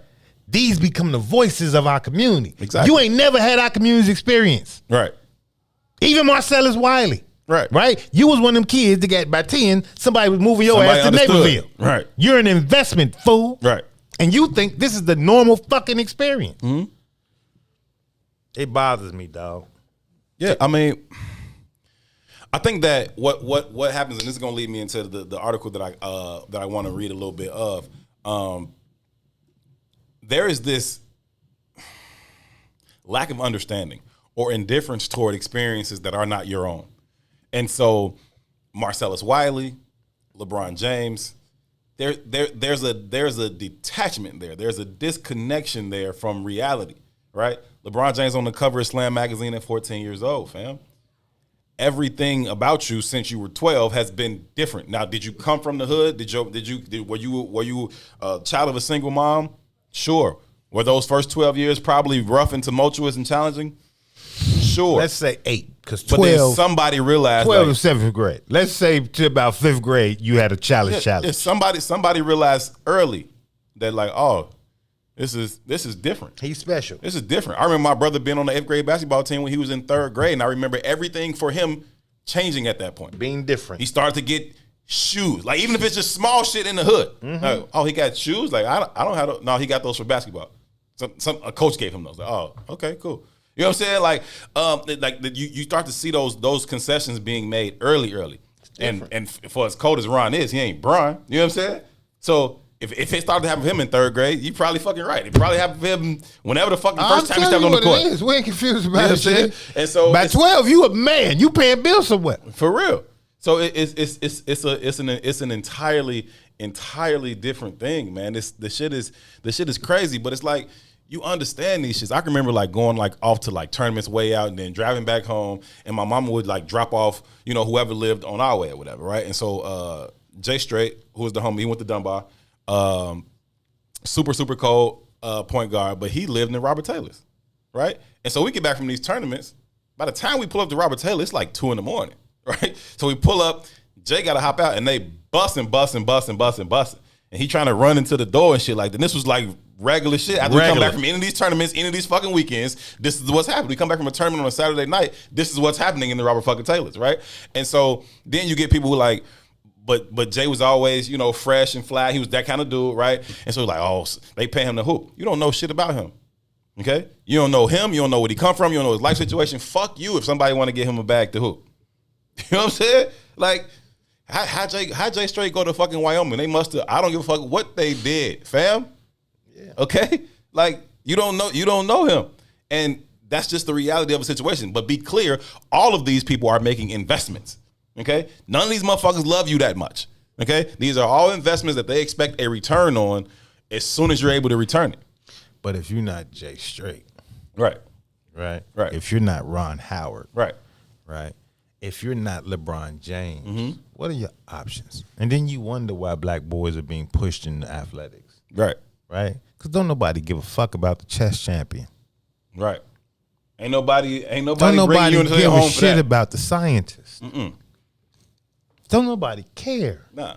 Right? And then you wonder why this is where our projections are. This is where our aspirations lie. Right. Why do all these kids? Right? You wonder why which one to be? Shorty want to be a fucking rapper or a sports star. Why y'all want to be that? Because that's who you fucking admire. Because that's what you admire. This is why you watch Real Housewives. What are those? Let's keep it above. If you want the motherfuckers to be teachers wouldn't be fucking poor.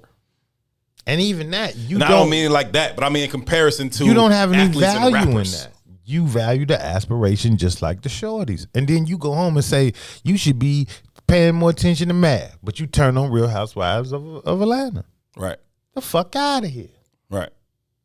You ain't pay attention. Right. You don't value that. Right.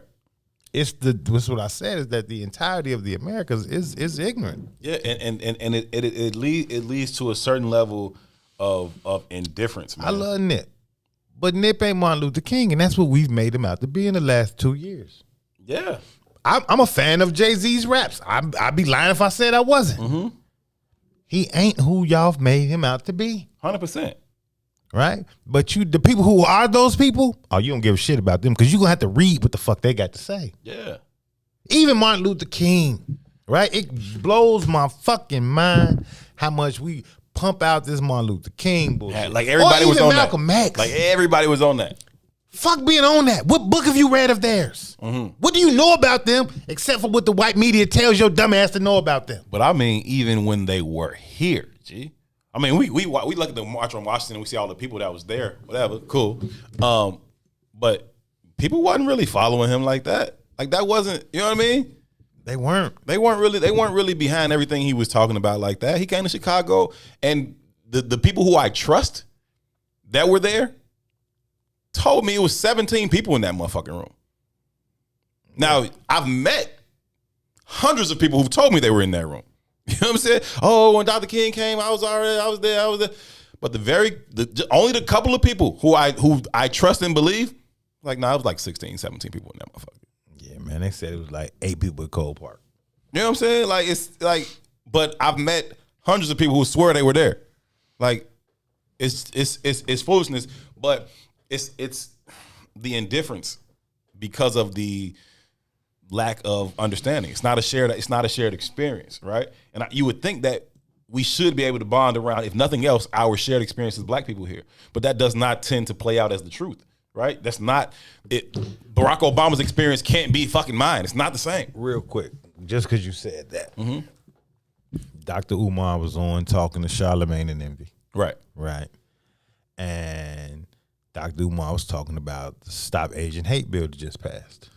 And he was talking about it in relationship to Joe Biden not really doing nothing specific for black people. And Charlemagne says, after having this specific conversation, Charlemagne says, well, you can't do that for us. And Dr. Umar says, why not? Right. And Charlemagne says, because we're not a monolith. Wait a minute, motherfucker. Wait a minute. We just talked about a bill being passed for the Asian community. Are the Asian communities a monolith? No. Is that what your dumb ass is legitimately saying? Right. Is the transgender community a fucking monolith? Right.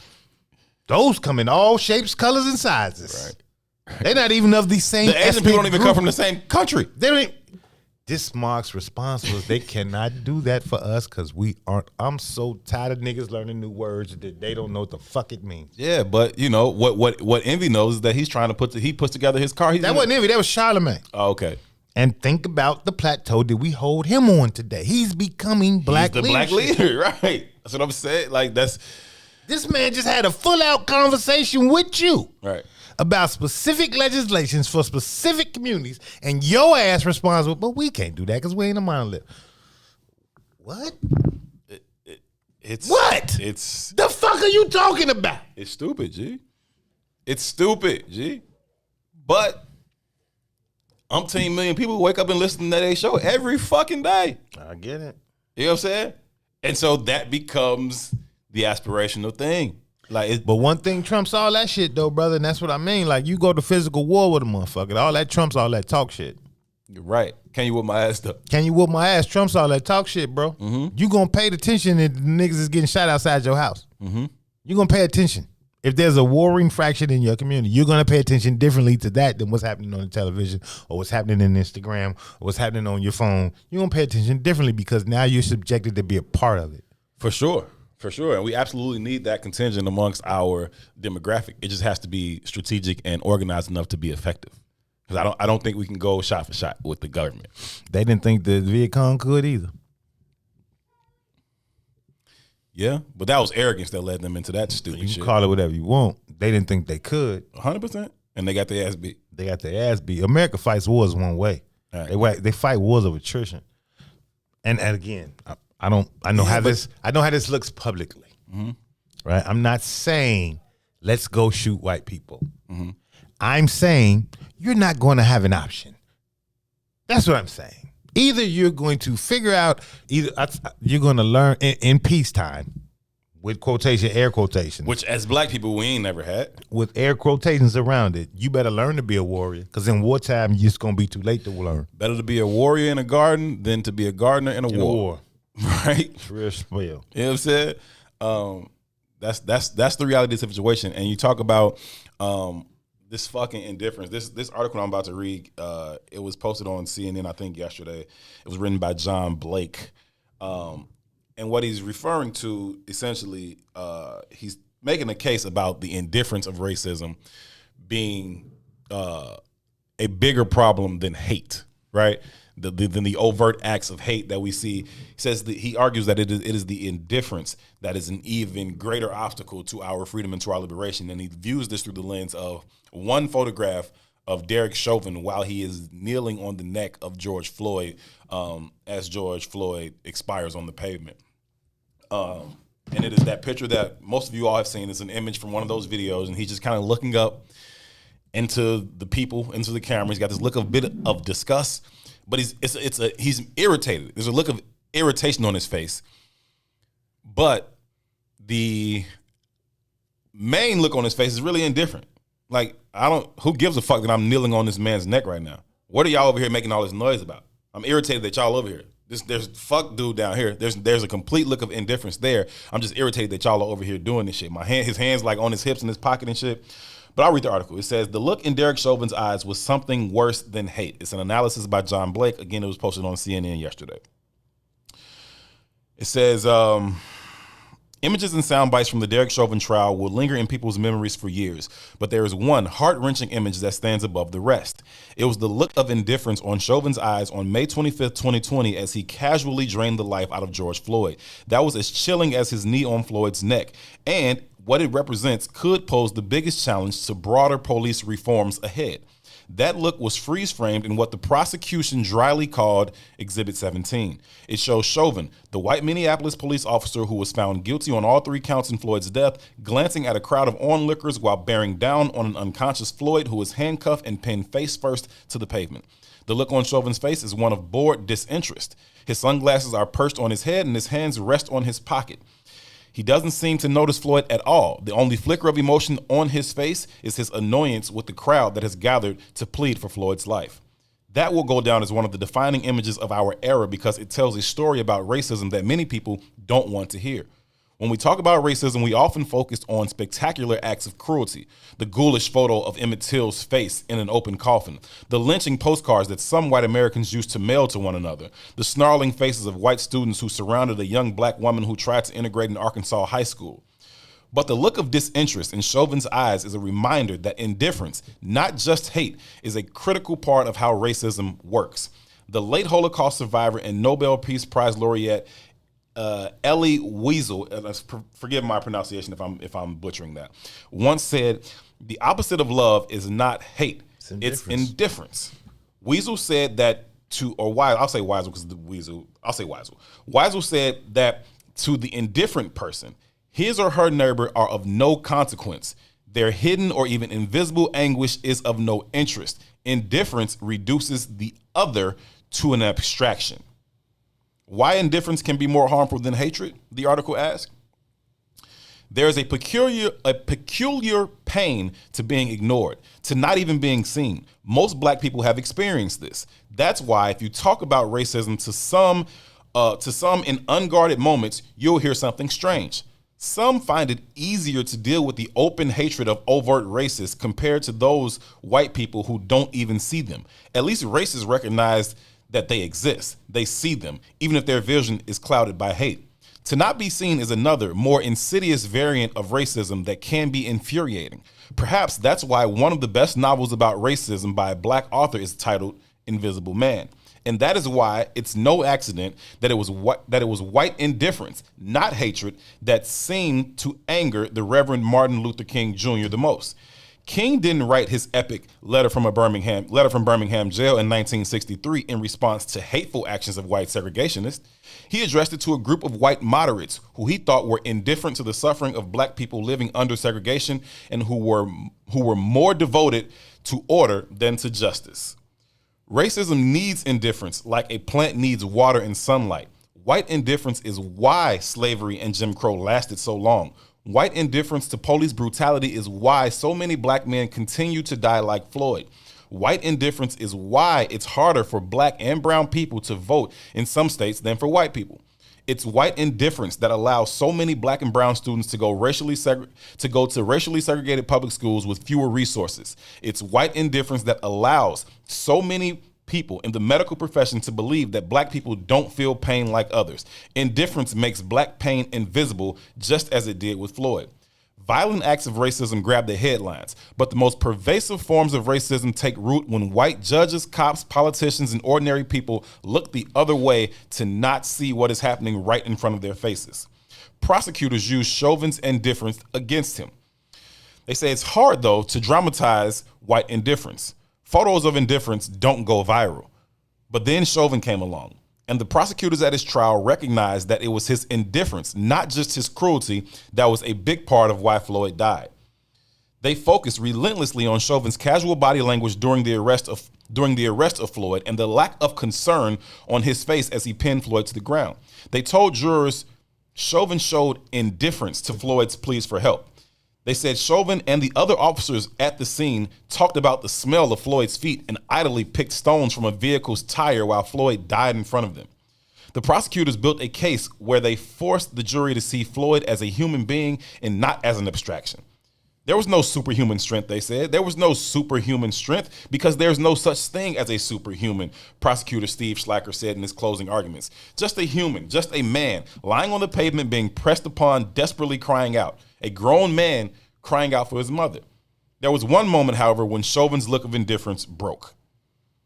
It came at the end of his trial. When the judge read the guilty verdict, Chauvin's eyes departed in panic. They widened in disbelief. And maybe in that moment, as he was handcuffed and led away, he got a glimpse of the terror so many black and brown men have felt. Why this indifference poses a challenge for the future? As activists use momentum from the Floyd verdict to press for more police reforms, this wall of indifference may be their biggest challenge. There are plenty of complicated proposals to reform policing, a federal ban on chokeholds and no-knock warrants, challenging authorities' immunity from civil suits, and stopping the militarization of local police. Much of the progress on police reform, though, will boil down to this. Will enough lawmakers and judges see black and brown people who are being brutalized by the justice system as fellow human beings? Or will some continue to see them as thugs, predators, or superhuman? History suggests that this will be a huge challenge because the resiliency of white indifference is underestimated. Its strength is in its anonymity. It doesn't typically call attention to itself, and its perpetrators are often unaware that they see certain people as the other. In his book, Race in the Mind of America, Breaking the Vicious Circle Between Blacks and Whites, psychologist Paul L. Waddle wrote that what is often called racism will be more precisely described as indifference.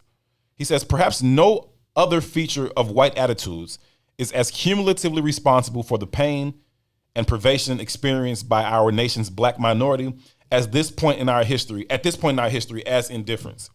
And at the same time, perhaps no feature is as misunderstood or overlooked. The article goes on to say perhaps Exhibit 17 of the Chauvin trial will change that. Many people can't muster the strength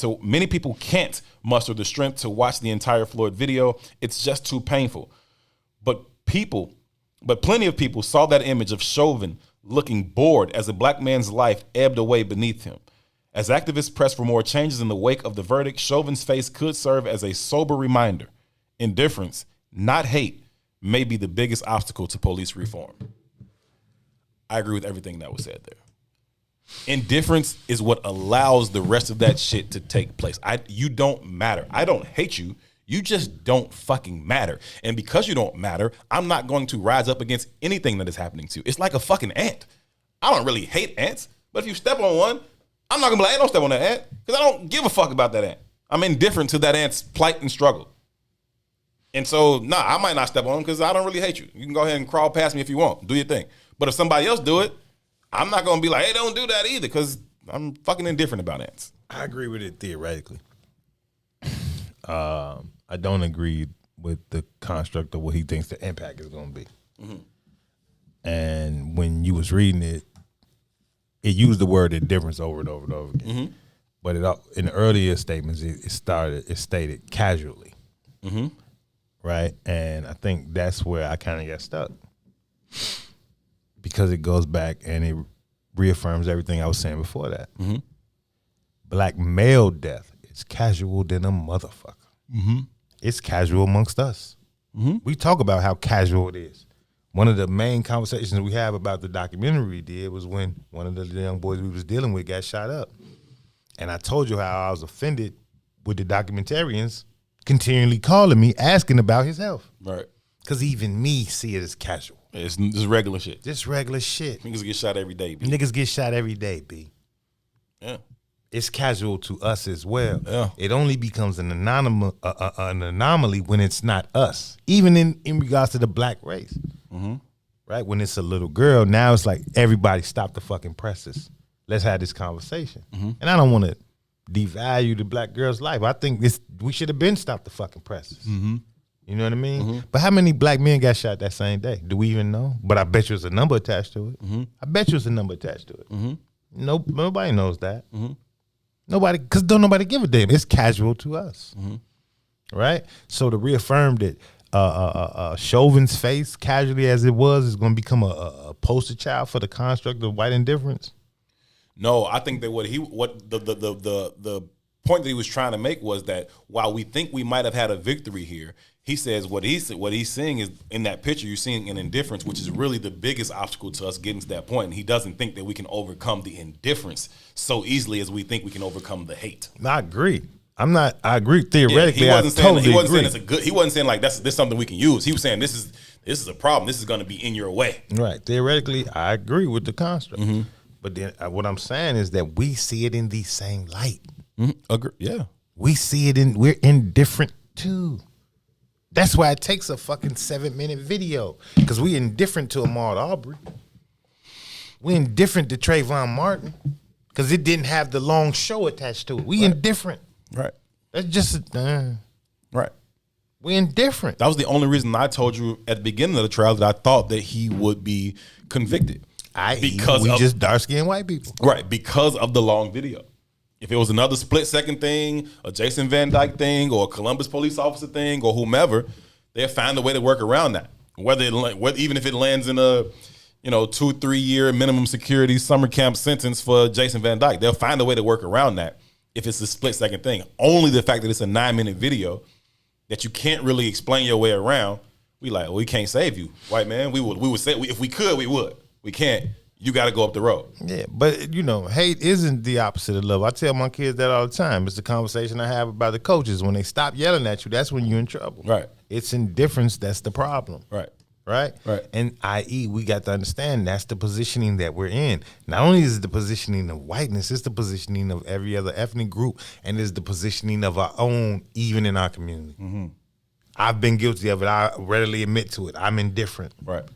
And that's a sickness. But it's also the sickness that reverberates because of the conditioning. Mm-hmm. I've been conditioned to accept the indifference of black male bodies. Mm-hmm. Right? But here's another conversation that we don't really have.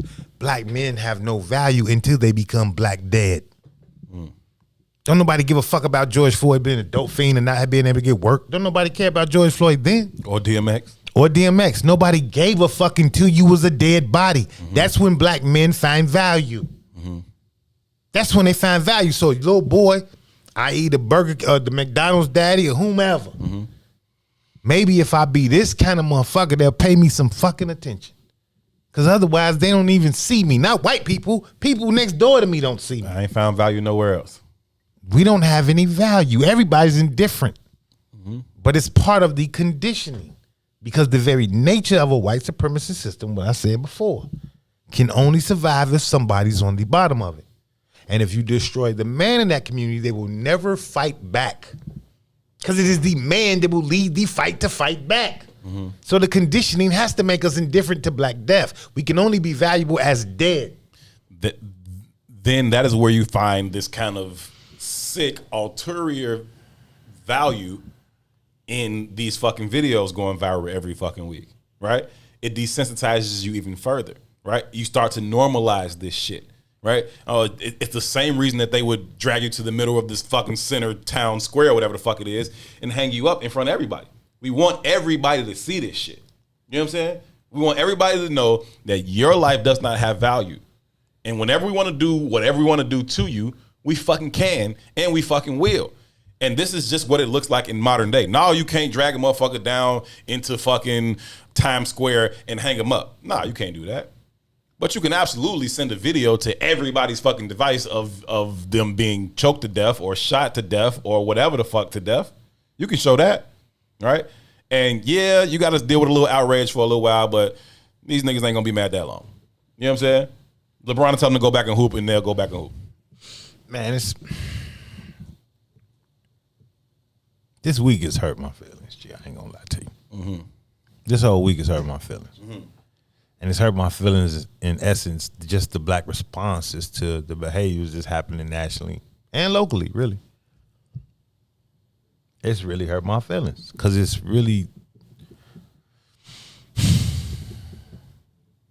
depriving me of hope. That's the reality. It's depriving me of hope. And in that awakening of my consciousness, everything else that I started to visualize or everything else that I started to engage in, I started to engage in it from the lens of the sickness. Right? So I told you I was going back in the books and looking up shit. I was looking over videos and looking up shit. And then just regular stuff that I do for entertainment and engagement. You know what I'm saying? I turned on I'm a fan of, my son is a battle rap fan, so that's one of the things we do. We watch battle rap together. I fuck with battle rap. I like battle rap. Yeah. Right? Because there's a skill set attached to it. I watch a lot of that shit. Now, I hate drill music. Because I think it's ignorant and vitriol and it's only a marker of death. Right? But when I turned on battle rap today, after this kind of awakening or aha moment for just the rest of this week, oh, you hear the same shit. I couldn't see nothing different in battle rap. Oh, it's the same I think shit. it's a more skilled format to display it, but it's the same conversation. It's the same conversation. One of my favorite battle rappers is a dude named Tay Rock from Maryland. I know Tay Rock. And Tay Rock, his nickname, his moniker, whatever, he's the Gumbar King, right? And because he finds the most creative ways to tell you how I'm gonna to kill you. use gun bars and talk about how I'm gonna shoot your ass, right? He's really, really good at finding gun bars, and so he's the gun bar king. But it's that's all it is. That's all from the time they start the round to the time they end it. I'm killing you. You fuck ain't your shit. mama. I'm fucking your baby mama. Your kid ain't shit. Like that's you ain't shit. That's the whole 5-10 minutes of that story. Yeah. You ain't shit, and your life is worthless. Same as drill music, right? And I'm trying to again reconcile within myself. Yeah, why is Cass this and shit Hitman was okay? tough. Why is this shit okay for me to watch this shit? Well, because it's not, bro. And I know that's part of the goddamn paradigm, right? The commitment to change. Yeah. Right? Well, I'm a fan of Snowfall. Loaded Lux. I like Loaded Lux. Right? I'm a fan of Snowfall. Snowfall's really fucking good. Snowfall I'm is glad the super season dope. just ended. Right? But I also know they stole the goddamn story from Rick Ross and he didn't get nothing, didn't get paid off of that. Yeah, that's trash. That's fucked But I'm still up. watching But it, I'm right? still watching it. The season finale was huff too. It wasn't huff, but it was. But my point in saying all this is that until we make a commitment to us in some kind of form or fashion, if they can just keep feeding us this shit that we're attached to, uniquely attached to as entertainment, Yeah. we doomed.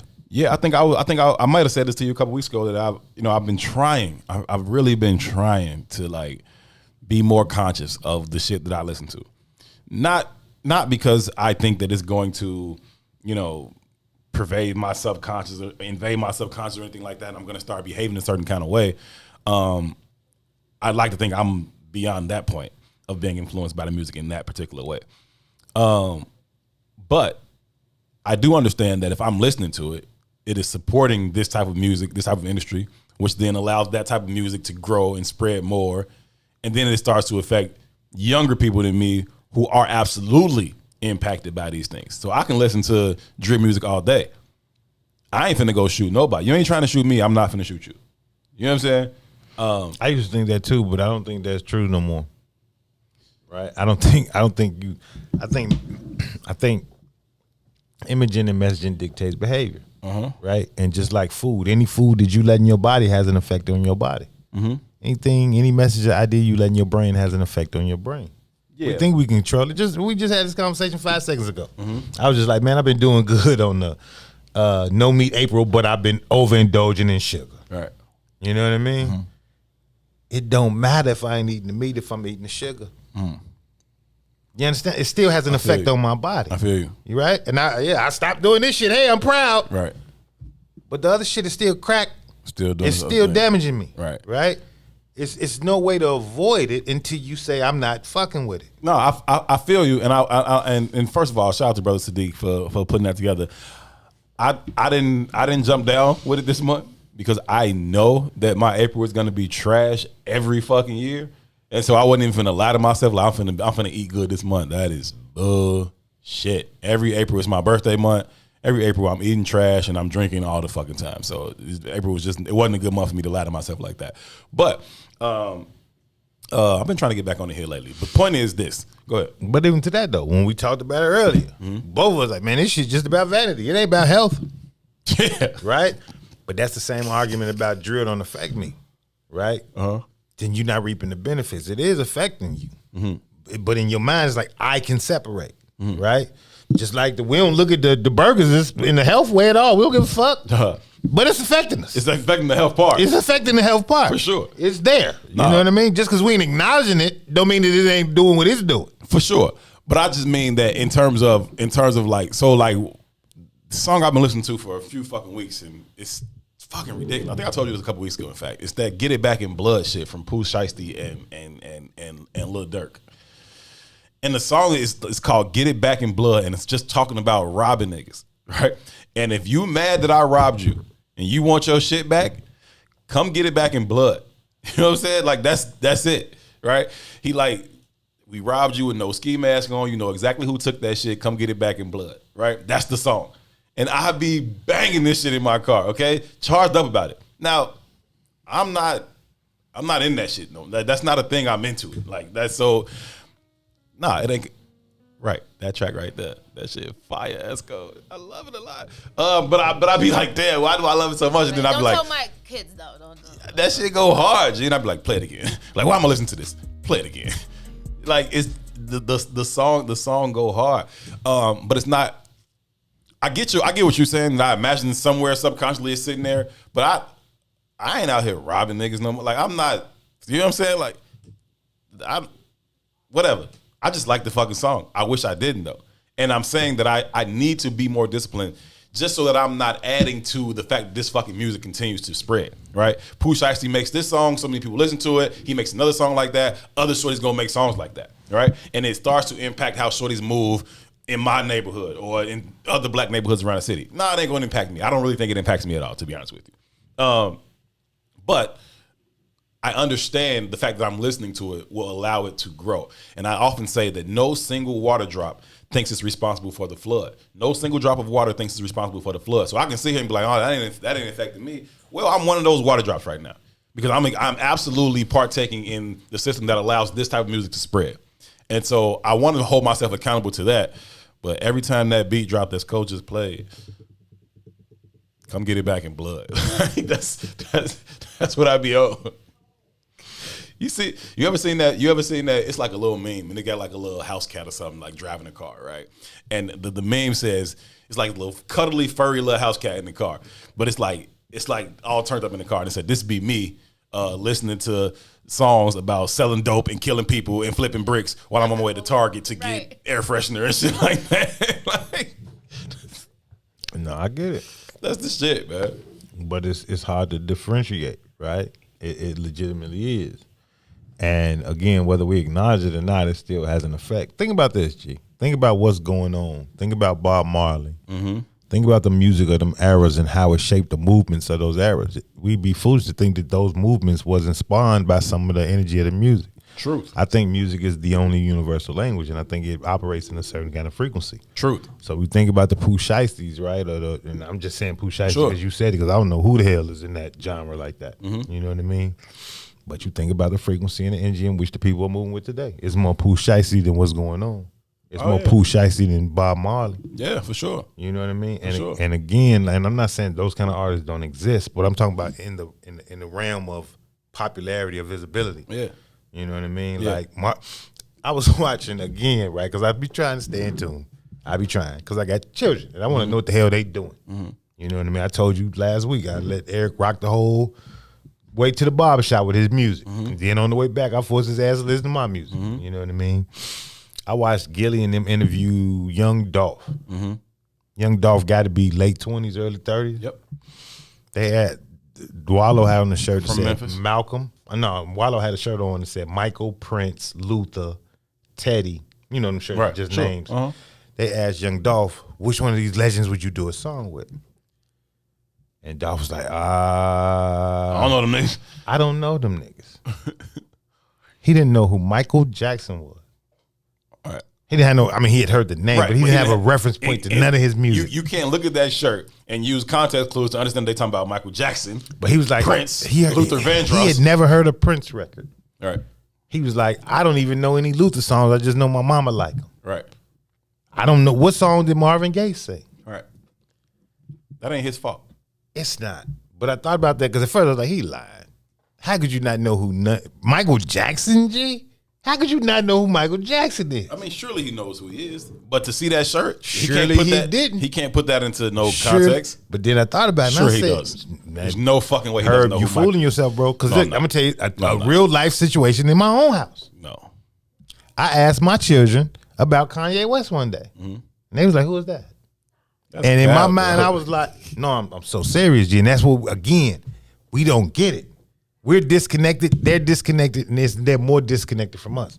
Right? We think about, like, their whole media intake is on demand. I type in what I want to see. I'm only typing in what I have information about. So I can legitimately bypass everything outside of the sphere of my own intellect. Yeah. I know it becomes this.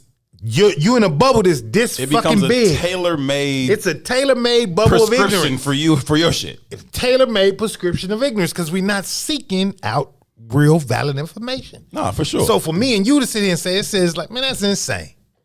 But when you think about it, it's very, very sane and it very makes plausible, all huh? the sense in the world. I think that is why it becomes even more critically important that we start to create. I mean, not create, but tell our own stories, tell our own narratives, put out our own pieces of work. I was talking about Regina King and how phenomenal of an actress she's been. Also, how phenomenal she looked last night. Shout out to Regina King. Whew. But she did a phenomenal job in directing One Night in Miami. I've been telling you that I've been spending a lot of time on Twitter Spaces lately, and we've created a bit of a dope ass community of family just around the fucking country for real. People just like hanging out and talking about different topics and whatnot. And one of the sisters that's often in there and leading those spaces, a sister named Jazz from Jersey. I think she lives in Jersey. But she was talking about, just actually before I came in the studio, she was talking about her son watching One Night in Miami and how that then impacted him to go and then start listening to she said Sam Cooke? Right. He started listening to Sam Cooke. She said he knew who Jim Brown was. So that was kind of the hook in because he liked football. So he knew who Jim Brown was, but he didn't know Sam Cooke. But then she said after that, I come in, he washing dishes, playing Sam Cooke records. And he 19. You know what I'm saying? So like we got to try to use, our ability to tell our own stories to kind of shine light on things that need to have a light shined on them more so than some of the other bullshit that we constantly get shoved down our throats. Yeah, man. It's wild. Tiger just asked me I know they gave dude the Oscar for the chairman role, so I'm assuming that Daniel Kaluuya got an Oscar for He got like playing best Chairman Fred? supporting actor. I think he won like best supporting actor. He was the supporting actor? That would have been his role in there? Yeah. I thought he was the lead character. Which one? I guess no. I guess they're saying that Lakeith is the lead character. Right. So it was about the Messiah. It was about Judas, right? The movie was about the Judas. Okay. And so yeah, he would have been supporting actor. Hey man, salute, man. That's what we on anyway. We ain't got no identity. Fuck it, might as well give it to everybody else. Hey, salute. Go grab a Westside ID and call it a day. Go grab a Westside ID and call it a day. We gonna call it a day. That's where we comfortable at. We will be back here on Being a subsect. Wednesday. Make sure y'all tune into the network tonight, 7 p.m. Comprehensive discussion about the state of Black America, the violence specifically around that shooting that took place on the West Side that claimed the life of 7-year-old Jaslyn Adams.